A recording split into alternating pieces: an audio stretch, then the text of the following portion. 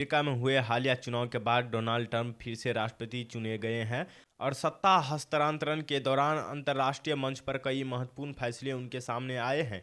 Ukraine रूस पर उनका रुख और पुतिन के साथ हालिया बातचीत ने दुनिया का ध्यान आकर्षित किया है।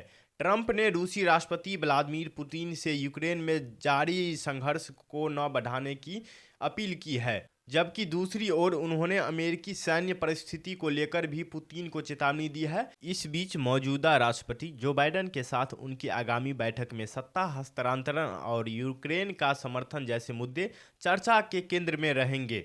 आइए जानते हैं इस खबर को विस्तार से। नमस्कार दोस्तों, आप देख रहे हैं सार इंडिया। मैं हूं आपका होस्ट रंजीत। अमेरिका के नवनिर्वाचित राष्ट्रपति डोनाल्ड ट्रंप ने गुरुवार को यूक्रेन में चल रही युद्ध के बारे में रूसी राष्ट्रपति व्लादिमीर पुतिन से फोन पर बात की तथा उन्हें संघर्ष को और न बढ़ाने की सलाह दी। यह बातचीत से परिचित सूत्रों ने वाशिंगटन पोस्ट को बताया। ट्रंप ने पुतिन को यूरोप में महत्वपूर्ण अमेरिकी सैन्य उपस्थिति की भी याद दिलाई। यह फोन कॉल बुधवार को ट्रंप की यूक्रेनी राष्ट्रपति वोलोदिमीर जेलेंस्की के साथ हुई बातचीत के बाद की गई, जैसे कि विभिन्न मीडिया आउटलेट ने रिपोर्ट किया है।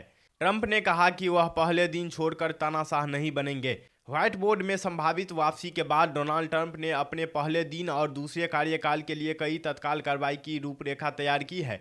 इनमें उनके खिलाफ कानूनी मामलों को खारिज करना, अवैध प्रवासियों के सामूहिक निर्वासन को लागू करना, 6 जनवरी को कैपिटल दंगे में शामिल लोगों को माफ करना और कथित डीप स्टेटस को खत्म करना शामिल है।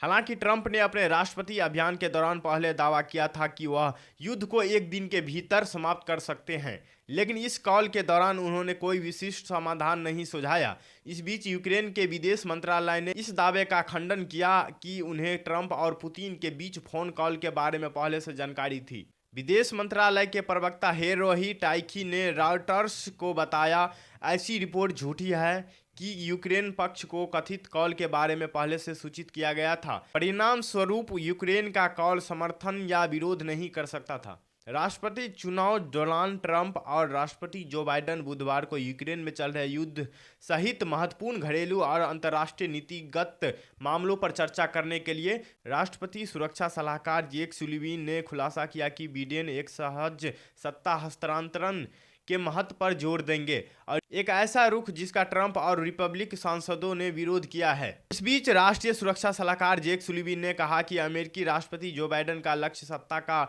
सुचारू हस्तांतरण सुनिश्चित करना है और वह ट्रंप के साथ अपनी आगामी बैठक में यूक्रेन के पक्ष में वकालत करने के लिए प्रतिबद्ध है। उन्होंने कहा, राष्ट्रपति बाइडेन के पास अगले 70 दिन में कांग्रेस और आने वाले प्रशासन के सामने यह मामला रखने का अवसर होगा कि संयुक्त राज्य अमेरिका को यूक्रेन से दूर नहीं जाना चाहिए, क्योंकि यूक्रेन से दूर जाने का मतलब और अधिक अस्थिरता होगी।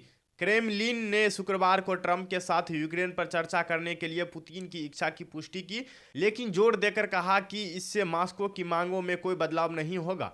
14 जून को युद्ध समाप्त करने के लिए पुतिन की शर्तों में यूक्रेन द्वारा अपनी नाटो आकांक्षाओं को त्याग और रूस द्वारा दावा किए गए 4 क्षेत्रों से अपने सैनिकों को वापस बुलाना शामिल है। हालांकि यूक्रेन ने इन मांगों को अस्वीकार कर दिया है और इन्हें अस्वीकार बताया है। जेलेंस्की ने एक विजय योजना प्रस्तावित की है जिसमें पश्चिमी सहयोगियों से सैन्य सहायता बढ़ाना शामिल है। इस प्रकार डोनाल्ड ट्रंप के राष्ट्रपति पद की दूसरी पारी शुरुआत से पहले ही यूक्रेन रूस युद्ध और अमेरिका के रुख पर गंभीर चर्चा हो रही है।